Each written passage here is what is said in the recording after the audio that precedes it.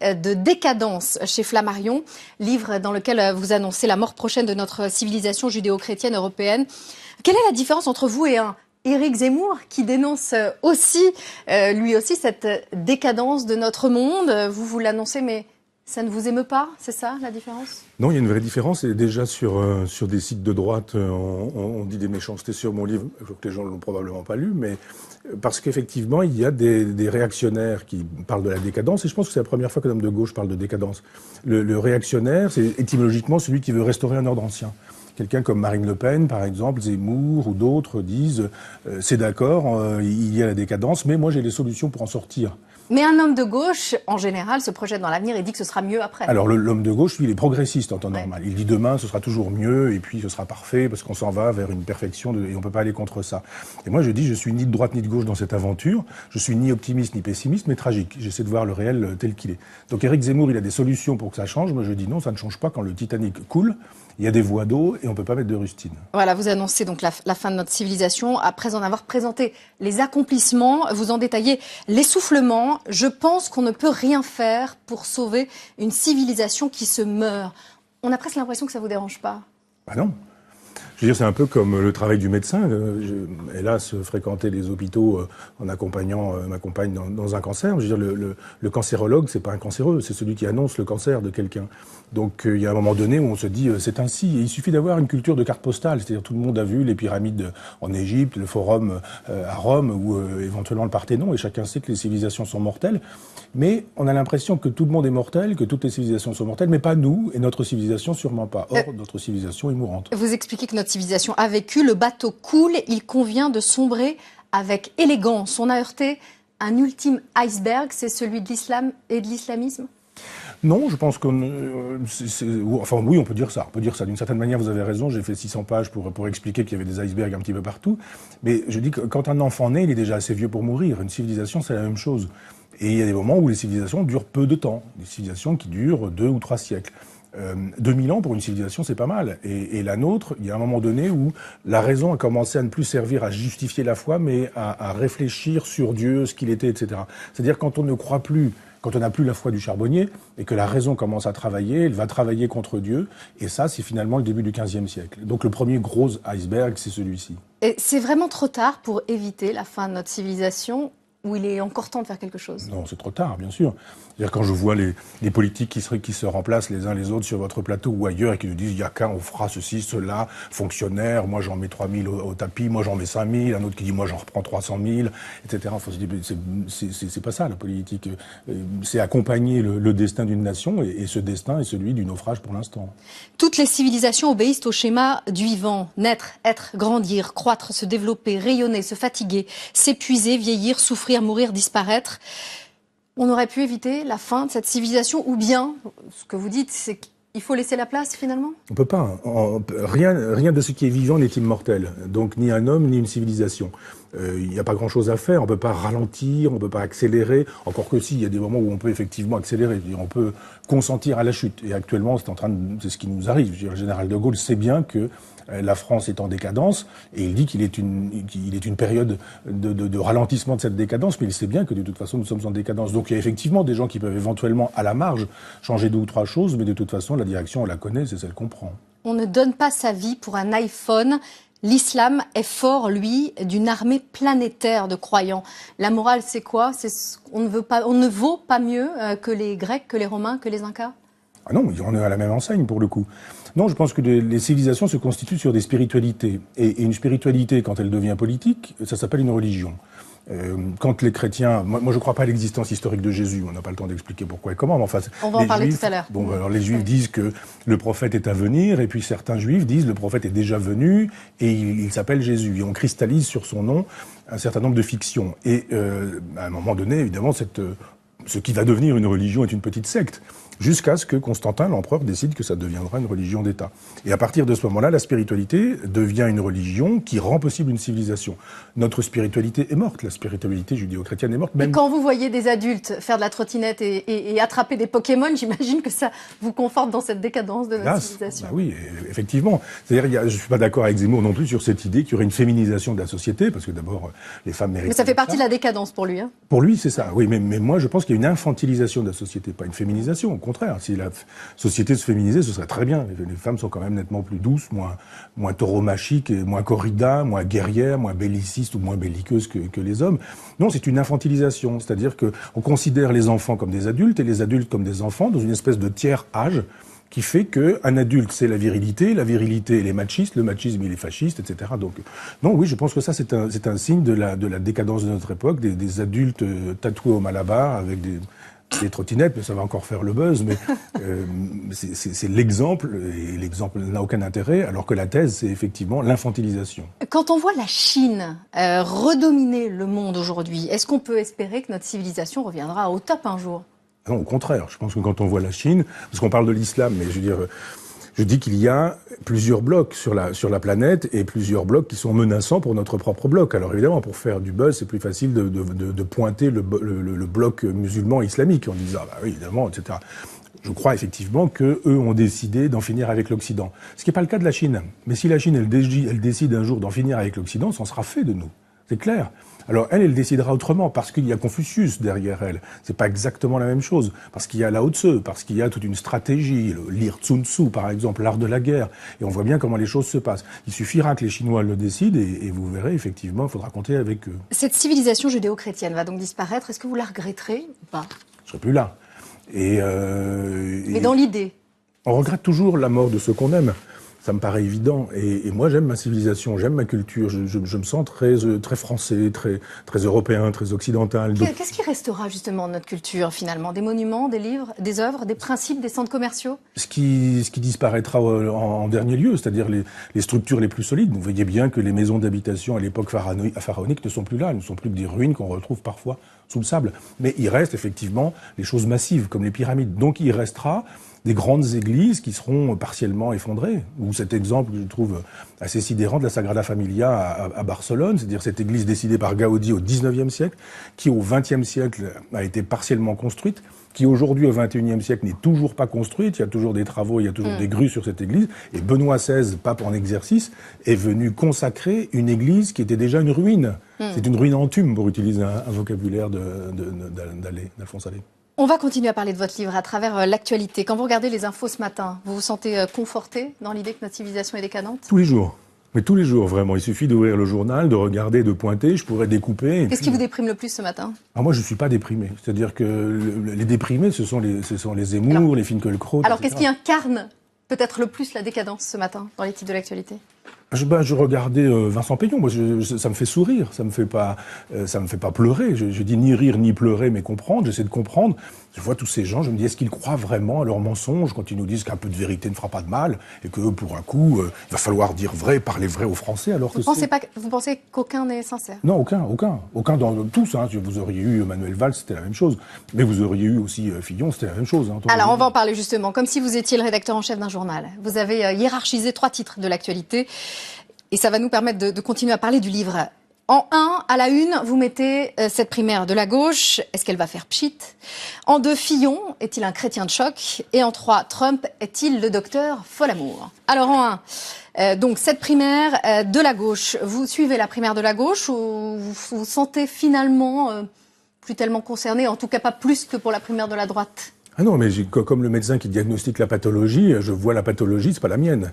Donc je suis en train d'écrire un petit livre qui s'appelle La Cour des miracles et qui depuis Macron tenant la main de son épouse en short et regardant un monsieur tout nu sur la plage dans Paris Match, j'ai consacré des chroniques, un peu comme Barthes, mais un peu comme des portraits à la Bruyère, un peu comme le Saint-Simon par exemple et ses mémoires aussi. C'est-à-dire que je raconte cette campagne, c'est une espèce de carnet de campagne. Donc ça m'intéresse comme un entomologiste. On n'a pas besoin besoin d'être amoureux des abeilles pour écrire une vie des abeilles. Vous avez prévu de voter ou comme c'est bientôt la fin de la civilisation judéo-chrétienne, ça ne sert plus à grand-chose? Non, mais depuis longtemps, de toute façon, ça sert à rien. On sait bien que le prochain candidat va défendre l'euro, l'Europe, Maastricht, le libéralisme, etc. Il sera de droite, il sera de gauche, il sera d'ailleurs. Imaginons même Mélenchon, imaginons même Marine Le Pen. Je pense qu'en 3 mois, il ferait comme Tsipras, c'est-à-dire que vous avez vu, je n'ai pas de cravate, vous avez vu combien je suis un rebelle. Et puis il finirait par faire ce que Tsipras fait ou Podemos en Espagne. J'aimerais bien avoir votre avis sur les 7 candidats de la primaire. Valls. Valls, on sait qui il est. C'est-à-dire, moi, je juge les gens à partir de leur passé, pas à partir de ce qu'ils nous disent du futur. Donc, on a vu ce personnage que pas grand-chose ne distingue de la droite. Montebourg? Montebourg, c'est un homme qui fait du théâtre, donc il est toujours là dans un rôle, mais toujours le rôle principal. Arnaud Montebourg joue le rôle d'Arnaud Montebourg, et puis une fois il prend cette idée, une fois telle autre, il est sur des logiques de... C'était notre invité avant-hier, il parle de constance, de ligne droite, contrairement à Manuel Valls. Oui, moi je l'ai invité à Argentan quand il faisait sa campagne de primaire précédemment, et je lui ai fait rencontrer des ouvriers qui étaient malades, je lui ai fait rencontrer des médecins étrangers dans l'hôpital d'Argentan, il a fait des grands effets de manche en disant qu'il allait régler tous ces problèmes-là, et qu'avec lui on allait voir, et que il a envoyé aucune lettre à personne, et il ne s'est jamais manifesté. Je l'ai invité, il m'a dit je vous enverrai une caisse de vin parce que j'avais fait un repas pour tout le monde, j'ai jamais eu de caisse de vin. Bon. Il est logé chez moi, il est parti, il a même pas mis un petit mot, et puis voilà. En plus il est mal élevé. Et puis non, et puis 5 jours après, il y avait dans Le Monde l'idée que l'information que je faisais partie de son comité de réflexion, etc. Je fais savoir que non, pas du tout. Benoît Hamon, il vous semble plus sincère? Il m'est plus sympathique. Je pense qu'il y a vraiment des idées de gauche intéressantes chez lui. Je suis pas d'accord avec le revenu universel parce que je pense qu'il n'y a pas de raison de donner à tout le monde quand il faudrait donner à certains, les petits, les pauvres, les gens qui n'ont pas d'argent, mais qu'on leur donne 3 fois l'équivalent d'un revenu universel et 0 pour Madame Bettencourt, par exemple. Mais donc c'est plus le revenu décent de Manuel Valls, finalement. Oui, c'est ça. Oui, ça me paraît nettement plus intéressant. Vous voyez qu'il est de gauche, finalement? Ah non, je pense qu'il y a de temps en temps des bonnes idées chez tout le monde, y compris chez des gens de droite. Chez Vincent Peillon aussi? Vous l'avez écouté? Non, pas grand-chose. Non. Bon. Et Rugy, Pinel, Benamias, les 3 petits, comme on dit? Écoutez, je vois pas trop ce que sont leurs programmes, vraiment. La décadence de notre civilisation est en marche. Est-ce que la décadence de la France s'annonce encore plus rapide? Il y a effectivement des choses à faire pour accélérer le mouvement. Ça, je pense qu'effectivement, on peut... mais il n'y a pas de problème, on le fait. On fait ce qu'il faut depuis une vingtaine d'années pour accélérer le mouvement et nous précipiter dans le mur. Je renvoie à Soumission de Michel Houellebecq. Ça fait un petit moment que Michel Houellebecq a bien décrit ces choses-là. C'est un roman sur la collaboration et pas sur l'islam, le livre de Michel Houellebecq. Et la collaboration est un sport national en France. Et on a pas mal de gens, les journalistes, les médias, un certain nombre d'intellectuels qui sont dans la collaboration avec le mouvement. Ils accompagnent le mouvement de décadence. Actualité numéro 2. Fillon est-il un chrétien de choc? Je vous cite, la puissance d'une civilisation épouse toujours la puissance de la religion qui la légitime. Vous en parliez. Quand la religion meurt, la civilisation trépasse avec elle. Vous qui êtes athée, vous pour qui Jésus, je vous cite encore, est une fable pour les enfants, vous pour qui le Christ a bon dos, on peut tout faire dire au Christ, écrivez-vous, tout est le contraire de tout, un peu comme pour Mahomet. Quand François Fillon se dit chrétien, est-ce que ça vous choque? Ah non, pas du tout. Je veux dire, quand d'autres disent qu'ils sont juifs ou qu'ils sont francs-maçons ou qu'ils sont, je sais pas quoi, ou musulmans, ils ont le droit. Je pense que tout le monde peut dire un peu quelle est sa spiritualité, comment il s'arrange avec le monde et quel est son degré de transcendance ou quel est son sens du sacré. Moi, j'ai pas de problème avec ça. Je pense qu'effectivement, chacun a le droit d'avoir une religion, une spiritualité, même une spiritualité laïque. Je suis pas contre ça. Et je suis très étonné que d'aucuns pensent qu'on a le droit de dire absolument qu'on est musulman, mais il faudrait pas dire qu'on est catholique. Il est catholique, je le suis pas, mais je trouve très bien qu'il puisse le dire et qu'il... Manuel Valls dit par exemple que ça doit rester dans l'intime et que quand on est un responsable politique, on ne dit pas qu'on est chrétien. C'est bien, il est franc-maçon, lui, donc il est aussi dans une logique maçonnique qui est très laïque, voire laïciste, et il a le droit lui aussi, c'est sa spiritualité. Fillon, c'est quoi? C'est le dernier sursaut de notre civilisation chrétienne? Moi, je suis pas averti des coulisses parisiennes et mondaines, mais je pense que Fillon... pardon, vous parliez de Fillon et je pensais à Peillon. Fillon, c'est quelqu'un qui se découvre chrétien. On le découvre d'un seul coup qu'il est chrétien. On le découvre, mais manifestement, il l'est depuis. Oui, mais je veux dire, il dit beaucoup de choses qui sont totalement fausses. Enfin, ce monsieur qui se présente comme un gaulliste alors qu'il a voté oui à Maastricht, ou du moins qu'il râlait contre le Brexit, parce que je pense que peut-être il a voté non à l'époque où il était sous l'influence de Philippe Séguin. Mais quand récemment on a fait savoir que les jeunes avaient voté pour le maintien de l'Angleterre dans l'Europe et que les vieux avaient voté plutôt pour la fuite, j'allais dire, il a fait savoir qu'il aurait fallu, pour les jeunes disposer de 2 voix. Voilà quelqu'un qui défend tellement l'Europe maastrichtienne qu'il aura ou il aurait du mal à pouvoir se dire gaulliste. Chrétien, c'est pareil. Je veux dire, il y a plusieurs façons d'être chrétien. Il y a des chrétiens qui sont au Front National, il y a des chrétiens qui sont d'extrême droite, il y a des chrétiens de gauche. Ça veut rien dire être chrétien. Suivant qu'on se réclame de l'épée de Saint Paul ou de la douceur évangélique de Jésus, c'est pas pareil. Actualité numéro 3, Trump, docteur Folamour. Dans votre livre, vous essayez de montrer qu'en fait, l'avenir ne promet pas un progrès illimité, mais la ruine, la destruction de notre civilisation. Vous dites ça parce que les Américains ont fini par voter Donald Trump ? Je trouve dommage que des idées intéressantes, comme celle de la souveraineté nationale, de la possibilité de refaire de la politique, on ne fait plus de politique aujourd'hui, on gère l'économie, ce soit des idées incarnées par un personnage aussi dégradant et dégradé. Donc on vient de découvrir qu'il y avait des vidéos pornographiques avec des prostituées russes traînant au FBI ou à la CIA, je ne sais plus, aux États-Unis. Enfin, ce personnage est d'une grossièreté, d'une vulgarité. C'est dommage parce qu'on a besoin de revenir à des idées qui justement nous disent un peu de politique ne nous ferait pas de mal. Cessons de croire qu'économiser le capitalisme, qu'accompagner le capitalisme, ça suffit pour toute politique. La fin justement de la civilisation judéo-chrétienne, c'est quoi ? C'est plus les attentats de Paris ou l'élection de Donald Trump ? Non, ce sont pas les attentats, c'est le fait qu'on se déteste autant là, comme on se déteste. Moi, je suis français, j'aime les Français. Moi, j'aime les Français de droite, de gauche. J'aime les Français chrétiens, catholiques, athées, agnostiques. J'aime les Français riches et les Français pauvres, les Français de la campagne et les Français de Paris, etc. Il y a un moment donné où on se dit, mais pourquoi cette culture de la guerre civile ? Et on a une culture de la guerre civile en France depuis au moins 1793. Pas 89, je distingue bien, c'est pas la même chose. 89, c'est formidable, c'est la Révolution française et elle est formidable cette Révolution française. Mais Vincent Payon, il appelle aussi à plus d'amour et à moins de guerre civile.